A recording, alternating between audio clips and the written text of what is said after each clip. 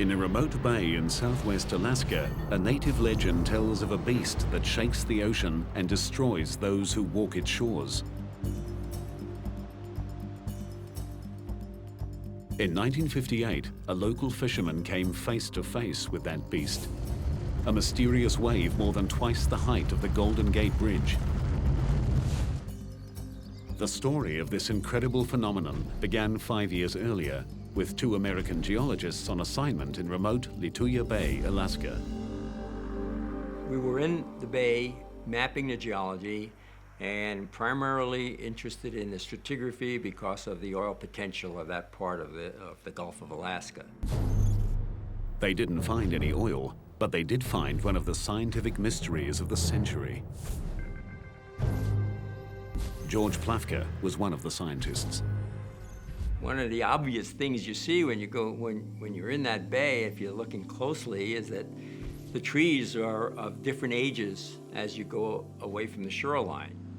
Plafka and his colleague noticed that a band of younger trees circled the entire bay hundreds of meters above the water. The scientists knew this dramatic change in vegetation meant a large-scale disaster had struck the area. But they saw no evidence of fire or avalanches. And so we speculated about what that could be and had all kinds of ideas about glaciers shoving forward very rapidly. The other was that there were submarine slides going on at some of the deltas along the margin of the bay, or that there was breakouts of large amounts of water up higher along the glaciers and then they flood down all of a sudden. We had everything except the right way, the right idea about how those waves could form. The geologists left Lituya Bay without solving their mystery. 5 years later, they got their answer. In 1958, Howard Ulrich takes his 8-year-old son, Howard Jr., on a fishing trip to Lituya Bay. So we went into our favorite anchoring spot and dropped our anchor and made supper, and finally about 9 o'clock we went to our bunks. An hour later, the boat starts shaking violently. An 8.3 earthquake centered 21 kilometers from Lituya Bay rips across the water. Howard and his son rush up on deck just in time to see the most amazing sight of their lives. It looked like a big explosion, like you've seen big explosions in the water on TV. That's exactly what it looked like. What happens next defies the imagination.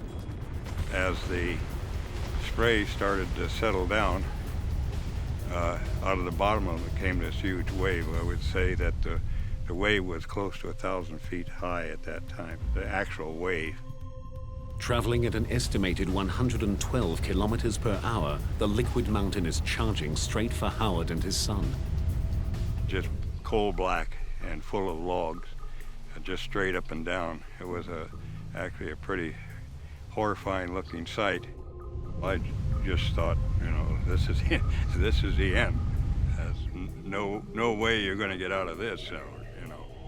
In a desperate attempt to keep control of his boat, Howard turns on his engine and drives directly into the beast.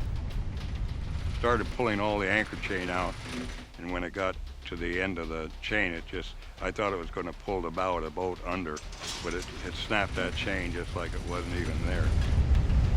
The giant wave lifts the tiny boat high into the air. And I looked out over the stern of the boat, and we were looking down on the trees.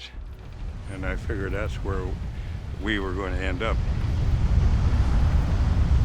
Unbelievably, their boat rides up and over the wave, and the Ulriches land back in the bay unharmed.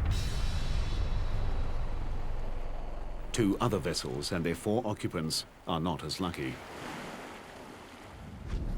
This incredible footage was filmed the next day. Everything in the wave's path is destroyed, no trees are left standing, and most soil is ripped off down to bedrock. The run-up height of 1,740 feet is the world record, I think, for anything that's happened in historic time. And It was, it's 500 feet higher than the Empire State Building. That's pretty big. The earthquake felt by Howard triggered a massive rock slide, sending 30 million cubic meters of mountain hurtling into Lituya Bay. The debris slammed into the water, creating the giant wave. It just swooped down a very steep slope and ran out into the fjord and basically forced all the water out of that little arm in front of the glacier and shot it up over the ridge that was on the other side. One mystery remained. The amount of water displaced exceeded the amount of land that fell into the bay. It took 42 years to solve this mystery.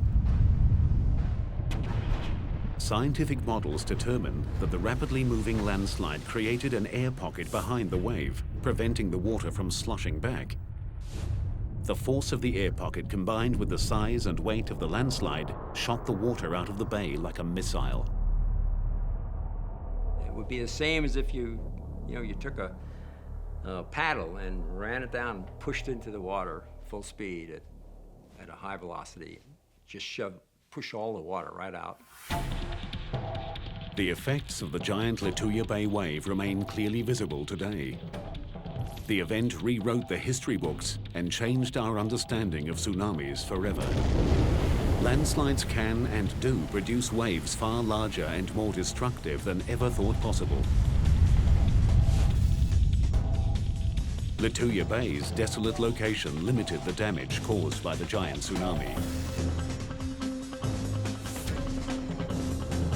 But should an even bigger landslide-generated wave strike a major city, the result will be a mega disaster.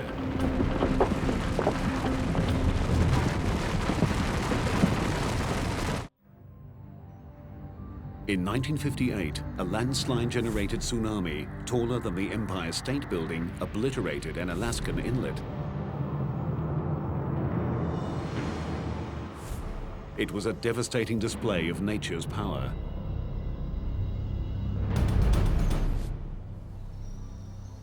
But across the Pacific Ocean, on the gentle slopes of Oahu, Hawaii, scientists have uncovered evidence of a potential disaster that would dwarf the Indian Ocean and Lituya Bay tsunamis combined.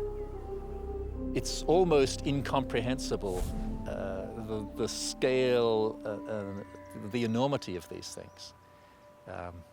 It would be quite a view. Gerard Fryer is a geophysicist from the University of Hawaii. He uses advanced computer modeling and field data to forecast tsunamis. His research has uncovered a potential wave so big that even the best laid evacuation plans may not be enough. These things have been described as culture-ending events. The state would essentially be knocked back to the Stone Age.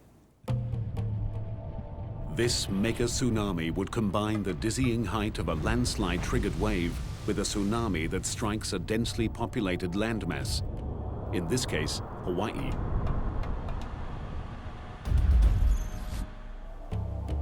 On the island of Oahu, locals and tourists alike flock to the sea, soaking in the perfect climate and idyllic lifestyle of one of the most iconic coastlines on the planet. But in our scenario, everyone is oblivious to the fact that less than 480 kilometers to the east, a disaster of biblical proportions is about to strike.